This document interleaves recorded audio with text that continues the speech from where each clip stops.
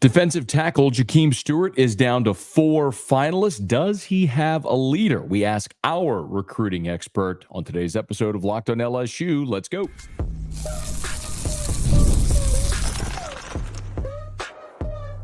You are Locked on LSU, your daily podcast on the LSU Tigers. Part of the Locked on Podcast Network, your team every day. Okay, let's get it. It is Locked on LSU, your team every day. I'm your host, Matt Moscona. Thanks for making us your first listen every day. We are free, available wherever you get podcasts, of course, on YouTube as well, so please subscribe. Today's episode is brought to you by FanDuel. Place your first $5 bet, and you'll get started with $200 in bonus bets guaranteed. Visit FanDuel.com to get started. Are LSU and Ole Miss destined for another shootout in Tiger Stadium? Our former quarterback weighs in. You'll hear that in just a little bit. Also, we have a chance to visit with Shea Dixon on 3 the Bengal Tiger, who once a week talks recruiting with us, and we let you hear some of the highlights of that conversation, and we react to it here on Locked on LSU. And one of the things that I wanted to get Shea's opinion on was what's going on with Dave Portnoy, the Michigan media boosters, whatever you want to call them, reportedly, or not reportedly, upping the ante for Bryce Underwood to $4 million. I got Shea Dixon's opinion on that. You're going to hear it coming up shortly. But the biggest news in recruiting this weekend certainly was that Jahkeem Stewart reclassified. Jahkeem Stewart is the 5-star number 1 player in the country for 2026 who now has officially reclassified to the class of 2025. His ambition is to get his workload done, to graduate from Edna Carr in December, and be a part of the LSU signing class, the early signing period, December the 3rd, and to be on LSU's campus for the spring semester and to go through spring football and to start his college career in the 2025 football season. Long way to go before then. He's got a lot of coursework he's got to get through, but apparently they dotted those I's, crossed those T's, and loaded up on his coursework so he could graduate early. Now, he's got to take care of all the coursework and get there, but let's assume that he will. But I had a chance to visit with Shea Dixon, and we know at this point that Jahkeem Stewart is going to take 4 official visits. This weekend, he will be in Eugene for Ohio State at Oregon. He will also head to Southern Cal for a game. He will be in Columbus for the Ohio State-Michigan game, and he'll be in Baton Rouge for an official visit for the LSU-Alabama game coming up on November the 9th. So those are the 4 official visits that Jahkeem Stewart is going to make. And I started by asking Shea Dixon, you'll hear this back and forth from Shea, where we talked about the NIL possibilities that could be lingering out there for Jahkeem Stewart as well. But I started by asking him if at this point there's a feeling as to whether or not Jahkeem Stewart has a leader at this point among those 4 schools. From everyone I've talked to, there's nobody who's saying, hey, look, this is 1,000% done. He's staying in state, or that he's going to this school and, it's already locked in. I think that Ohio State, from the start, is the one school that's gotten the most visits outside of LSU, if we're talking top contenders. So you've got to circle them. He's been close with Larry Johnson. That staff's made him a big, and Larry Johnson being their D-line coach, but that staff has made him a big priority. So they're in the mix. I know Oregon's kind of always had his attention. Eric Henderson, a New Orleans native, being at USC, really got them into the fold, but I remember Steve Wiltfong told me that he thought it would probably ultimately come down to LSU, Ohio State, and then maybe an Oregon tossed in there, if not a USC, but that wild card team. But Matt, I don't think if he were to come out tomorrow and send down to LSU and Ohio State, I don't think anybody would be shocked by that. How much? Look, NIL is always going to factor into decisions for prominent players like this. And the interesting thing for me, Shea, is whatever LSU's NIL budget is, we know they have a lot wrapped up in Bryce Underwood and DJ Pickett and Harlan Berry, obviously. Well, now Stewart reclassifying to 25 would seem to complicate that.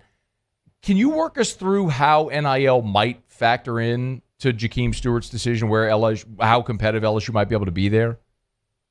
I mean, I think they're going to be as competitive as needed. We're talking about a kid who certainly, with the long-term upside, is considered a 5-star right now, a great prospect. Now, look, not many guys have only played 1 year of high school football and been their sophomore season.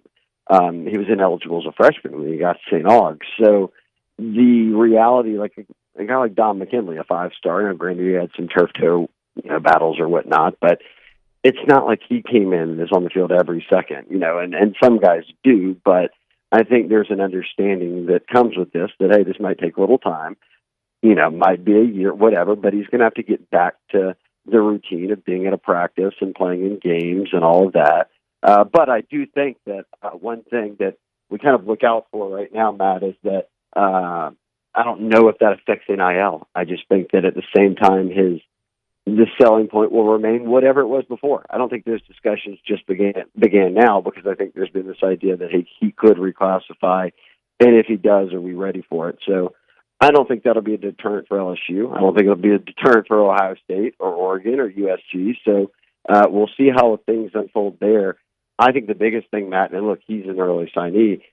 Had he stayed in the 2026 class, and this will be the case for everyone, you might be moved into a revenue share by then. And LSU's kind of with a few other teams ahead of the curve where they've already kind of approached NIL, knowing that that's on the way and kind of preparing for how that's going to look. And I think that's served them well. Look, once again, the top 3 classes in the country right now are Bama, LSU, and then I believe Ohio State, and then Georgia's at 4. Those schools get the best players normally, yes, and now they're getting the best players in the NIL era. So I think LSU's certainly finding a way, no matter what it is, to find that right recipe and get some big guys that many of them involve probably pretty big NIL numbers. Frank Wilson obviously is a St. Aug grad. I and a lot of people have just drawn that connection because of Frank Wilson to Jahkeem Stewart. Shea, it seems like everybody out of St. Aug over the years LSU's wanted, when Frank's been involved, they've gotten. I know Jahkeem Stewart's at Carr now, but how big of a role is Frank Wilson playing in Jahkeem Stewart's recruitment? The biggest of any coach that's out there recruiting Jahkeem Stewart. You don't have the connections he's got at Aug, the connections he's had in New Orleans, and to the people around Jahkeem and his camp, and now him going to Carr. Look, he didn't go to IMG. He didn't go to some out-of-state school. He didn't go somewhere else in Louisiana. He stayed in the city, ended up at Carr. And if you were to make an argument of which school is Frank most tied to in New Orleans beyond Aug, it's Carr. So I think the work done behind the scenes here by Frank is what's got LSU in a great position, compared to just, hey, look, he's an in-state kid, and you take it for granted. They put in a lot of legwork here, but let's be real. They've lost kids out of New Orleans before for whatever reason it might be. And if Jahkeem says ultimately, hey, I want to go somewhere else, NIL or not, if it's all in the same ballpark and he chooses to go elsewhere, that's just how it goes sometimes. But right now, as it stands today, I think that LSU wins out, and I would think that Frank would have a pretty large hand. So Shea there with the dismount right now thinks LSU wins out for Jahkeem Stewart. I think everyone is going to be holding their breath until December 3rd, that early signing period when Stewart actually puts pen to paper and the ink dries on a national letter of intent. Ohio State will get the last official visit because he'll be up there for the Ohio State-Michigan game at the end of November, the end of the regular season. He'll be here in Baton Rouge for LSU-Alabama, and he's been to LSU plenty. But that is one of those guys that, we've talked about building a championship roster back to what it looked like, and it just is so imperative you keep these guys in state, especially when we look at the defensive tackle position. My goodness, this has been the conversation we had all offseason about how thin they were at defensive tackle and how they had to go into the portal, and now you missed on guys, and now you're counting on a freshman in Ahmad Bro and a freshman in Dominic McKinley and transfers and JVR Suggs and Gio Paez, and y'all, they got to get that kid. Now, I understand you can't make anyone choose your school. I say it all the time. But that is as important a recruit as you could possibly imagine, considering the position he plays, the fact that he's in New Orleans. Got to get him. We'll follow it. And a few months away till we learn a decision for Jahkeem Stewart, if it will, in fact, be LSU or if he'll be headed out of state. Okay, it is Locked on LSU. We're not done with Shea Dixon. I did ask Shea, by the way, about the other massive recruit for 2025, the number 1 player in the country for 2025, Bryce Underwood. With all this talk about Michigan trying to lob $4 million at him, is Shea buying it? We'll let you know what he said as we continue. It's Locked on LSU, your team every day. Today's episode is brought to you by FanDuel. Hey, NFL fans, you can start the season with a big return on FanDuel, America's #1 sportsbook. So when you get a hunch in the middle of the game, you can check out the latest stats, view live play-by-play, and so much more right on the same page where you place your bets. You'll get started with $200 in bonus bets guaranteed when you place your first $5 bet. That's over at FanDuel.com. I know we got a lot of Saints fans that listen and watch the show as well. Last I checked, the Saints line was actually off the board, not knowing who's going to play quarterback this week against the Tampa Bay Buccaneers. So maybe drift to another game or wait till that's posted. Or maybe you want to bet on the LSU Tigers this weekend against Ole Miss. I love the under in the game. Just telling you, the last time I bet on an under in an LSU game was the opener against SC, and it hit. Told you. Again, get started with $200 in bonus bets guaranteed when you place your first $5 bet. That's over at FanDuel.com. That's FanDuel.com. Continuing with our conversation with Shea Dixon on 3 the Bengal Tiger, and Shea visits with me on my radio show After Further Review every Tuesday. If you want to hear the entire full-length conversation, you can on podcast or YouTube search After Further Review, and you'll see it there. But Shea, in my opinion, is as plugged in and as good a recruiting analyst as there is. So when I want context or info about LSU recruiting, I go to Shea Dixon, and he's good enough to give us this time each week.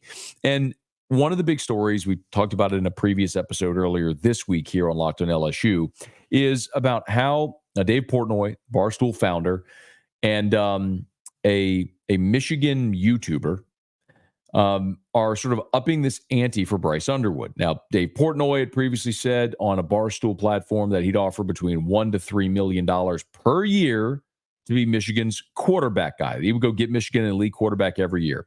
Well, there was a Michigan YouTuber who I'm calling him a YouTuber because I don't know him from anything else other than the YouTube video he put out, that said he would throw $1 million on top of that for Bryce Underwood, bringing it up to $4 million. And I gave a full reaction to that in a previous episode. Just scroll back, you'll find it. I don't need to rehash the entire thing here, but Shea Dixon is as plugged into recruiting as anyone that I know. And if there's someone whose opinion that I would want and trust on not only that Michigan guy, but on where Bryce Underwood stands with LSU. How firm is the #1 player in the country, the #1 quarterback? How firm is he to LSU? Well, here was Shea's reaction. Here would be my response is that Portnoy makes content for a living, right? So this is stuff that moves the needle. And do I think he's serious? Yeah, I think he loves Michigan. I didn't think he would give them their money to go find a quarterback. Now, we talked about this, the whole I get to pick the quarterback. Well, no coach is ever going to go for that. You even said it. None of that would work. But if he were to say, hey, look, I'm going to donate it to collective, but I want an understanding, hey, look, go find a good quarterback, that even if they were to be this late into the game with it, I don't think that they're moving the needle on. I think if he's giving that, in this hypothetical world, Matt, he doesn't want to say, well, let's take this high school quarterback who already had the opportunity to go there and didn't, and the NIL money was strong with the current staff they have right now. And then you look at LSU, where he ain't coming here for free, right? But he's also coming to be developed. He said, look, I know that, NIL exists. Great. But the NFL, how we've laid it out, a first-round pick, a top 10 pick, is making light years more than that. And show me Michigan's track record right now. Well, they hand the ball off all game. Show me LSU's. And I know we're living in this reverse 180 world of the LSU was Michigan forever, right, during the Miles era. Well, now you're putting out #1 offenses last year. Jaden and Joe are tearing up the NFL. And I like Bryce Underwood use that as, look up, Gus Myers leading the country in completions and touchdown passes. Looks like they develop pretty well. They have first-round receivers. That sets me up better to get to the biggest paycheck. So I think Underwood's kind of got a long-term focus here, not a very short-term one, while also thinking that Portnoy probably has a short-term focus, which is, if I'm giving you a bunch of money, go to the portal and get me someone who wins next year. It's good perspective. I do think that is there's a couple of things that Shea said there that listen, obviously we all want what's best for LSU, and what's best for LSU in this situation is to land Bryce Underwood, clearly. And he's been committed to LSU since January. But a few things that Shea said there that really resonated with me. Number one is the fact that Bryce Underwood could have picked Michigan before, and NIL money is been there for Bryce Underwood at Michigan. It's not like it wasn't there before. So he made his decision to pick LSU prior, knowing full well what the NIL situation could have been at Michigan. It's not to say the number's not higher now, but the other part is the long-term focus. And sometimes whenever you have good advisors around you, family members, you can keep a long-term focus. Now, it's worth mentioning that Michigan did just have a first-round pick at quarterback in J.J. McCarthy. So I'm not going to completely poo-poo Michigan's ability to recruit and develop skill guys and quarterbacks. They just won a national championship and they had a quarterback go in the first round. Like, that is something they can absolutely sell. The flip side of it is the style of football that J.J. McCarthy played at Michigan last year was not anything closely resembling the style that LSU played with Jaden Daniels or Joe Burrow and what presumably they would play with Bryce Underwood. A couple of other things that I'll tell you. I've been told that Bryce Underwood is a big fan of Joe Sloan's also. And sometimes when you have that kind of relationship with your position coach and the person that's going to be there mentoring you at that position, that matters as well. And, Joe deserves a lot of credit for developing Jaden Daniels. I know I've told these stories before, but, that first fall camp when Jaden got here before the 22 season, watching the LSU quarterbacks work on these accuracy drills where, they'd have to drop back, from the 10 or 15 yard line, and they'd have to, throw a ball and hit the left upright, hit the right upright, hit the crossbar. They had target practice with these targets in the back corner of the end zone where they'd throw a ball in a net. I mean, it's just the very intentional drilling for accuracy and precision is something that we saw clearly pay off for Jaden Daniels, and Joe Sloan deserves a lot of credit for that. And if Bryce Underwood wants to come to Baton Rouge to play for Joe Sloan and to play at LSU, and quite honestly, to be in the SEC and to play at a school that has a stadium that's got a great reputation, and it's just different, man. Like, let me say this another way, so maybe this resonates. Sometimes there's kids from Louisiana who leave. And whenever they do, the thing I tell you often is, like, sometimes guys just want to leave the state. Not just guys who are football players, but anybody. Like, my freshman year of college, I wasn't a college football player, but I left. I lived in Baton Rouge. I wanted to go see something else, so I left. There was nothing LSU could have done to make me stay here. And I went away for a year, and I hated it. Transferred back to LSU. Best decision I ever made. Which is why I'm also very bullish on players having the opportunity to transfer. Sometimes you make a decision when you're 16, 17, 18, and you think it's the right one. You go live it for a year, and you realize this wasn't the best decision for me. You shouldn't be handcuffed to a place because of a decision you made when you were a young person. We live and we learn. We all do. We get jobs and we leave. I mean, some people do that. They get in relationships. You never start dating someone with the intention of it not working. But the more you learn, sometimes you realize that you're not made for each other or whatever. I don't know why this would be any different. I guess the point is maybe Bryce Underwood wants to leave Michigan. Maybe he doesn't want to play in the Big Ten. Maybe he doesn't want to be in the Midwest. Maybe he doesn't want to be a Michigan man. Maybe he wants to go to the place where, Joe Burrow and LSU were the swaggiest team in the history of college football. And then Jaden Daniels came along and won a Heisman, and they're doing Netflix documentaries with Livy Dunn and Angel Reese and You Can't See Me. And my goodness, like, there's an appeal of that to some people. And maybe that's what lured Bryce Underwood in. And then they were able to close it with Joe Sloan and NIL and the opportunity to go to the NFL and make that long-term money. I mean, there's so many reasons. So, yeah, I think Bryce Underwood is firm to LSU. I haven't heard anything to the contrary. Do I think Michigan keeps pushing? Absolutely. And they should. In the same way that LSU should keep pushing for an in-state kid that commits somewhere else. And you keep pushing all the way to signing day in the event that they might have a change of heart. We've seen that happen as well. Look, Patrick Surtain was a guy that was, a self-described LSU lean. I mean, he said that was his dream school.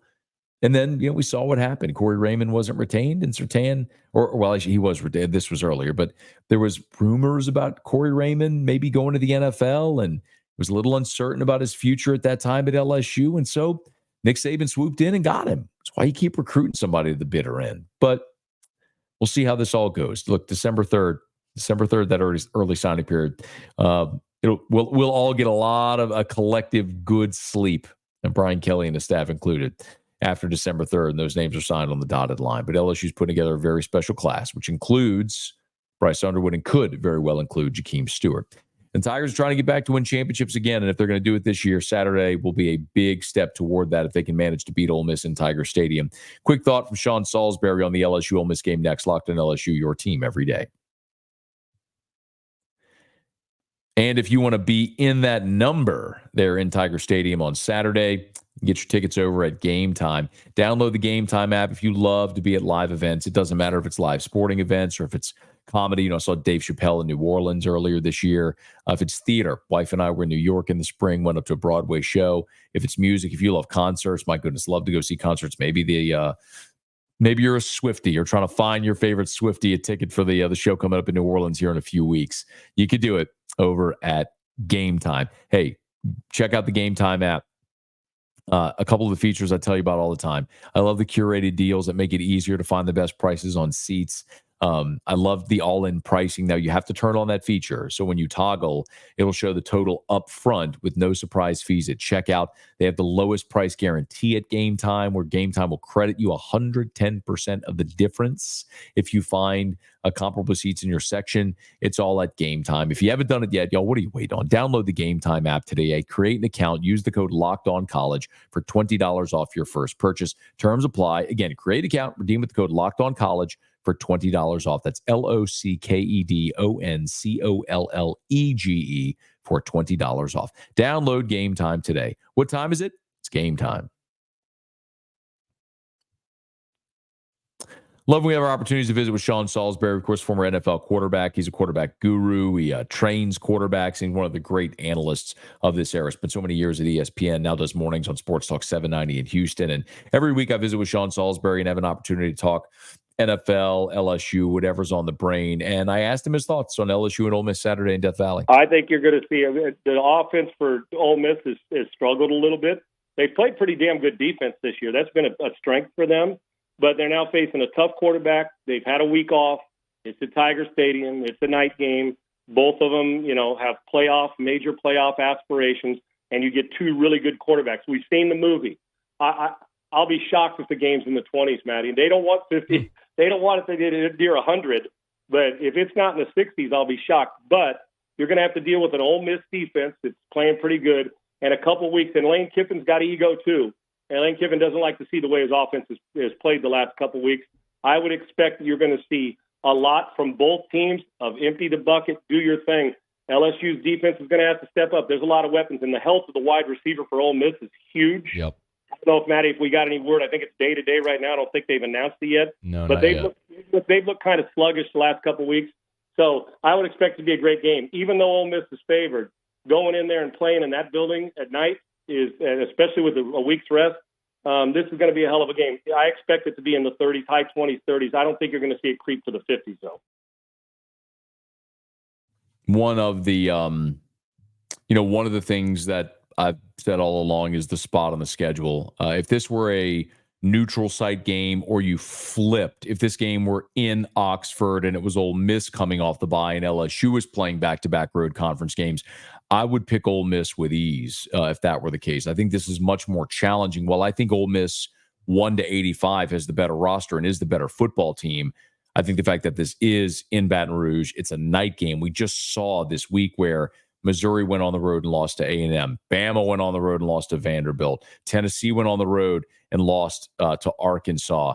LSU just saw how tough it was to go on the road and play in Columbia, South Carolina.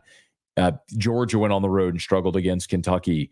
It's not a one-off. It's not a cliched phrase. It's true. It's hard to go on the road in the SEC and win. And Tiger Stadium is a venue that's going to make it very hard for Ole Miss to come in. And yes, this is a banged-up Ole Miss team that's coming in, playing its seventh consecutive week, third consecutive conference game, back-to-back road conference games. Well, LSU had a bye, had basically a month to try to improve. The other thing also, and I know I'm going to say this a lot throughout the week, and the more I think about this game, I know we've said both Lane Kiffin and Brian Kelly on Monday said they're not interested in a shootout. But I'll tell you this, sometimes how our narratives get formed around teams are interesting. You look at Ole Miss, and I think Ole Miss is a very good team. I think they're a talented football team and probably 1 to 85 a more talented football team than LSU. But we all crafted these narratives about Ole Miss because of what they were in the first 4 weeks of the season. They beat Furman 76-0. They beat Middle Tennessee 52-3. They went to Wake Forest and won 40-6. They beat Georgia Southern 52-13. And then they got into conference play. And they lost to Kentucky on their home field 20-17. And then they went to Columbia, South Carolina and won 27-3.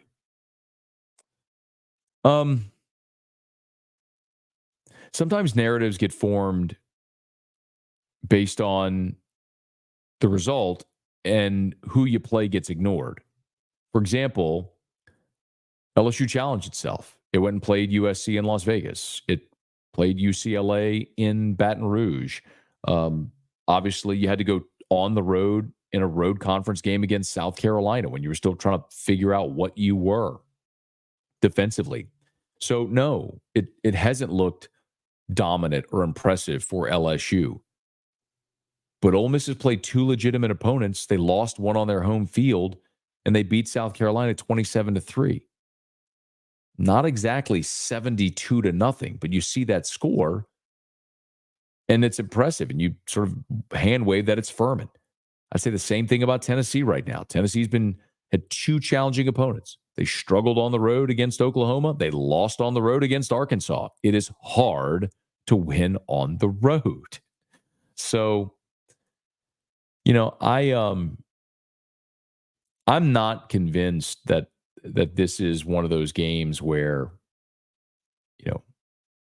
either team, certainly I don't think Ole Miss should feel super confident coming to Baton Rouge, but I don't think either team should feel confident in this game. I think you were looking at a game very similar to what LSU played against Southern Cal. Slow the pace, make them drive the length of the field, who makes the fewest mistakes, close ball game late in the fourth quarter, who can make a play in the final 2 minutes. And in the fourth quarter out in Vegas, the answer was USC, and LSU lost.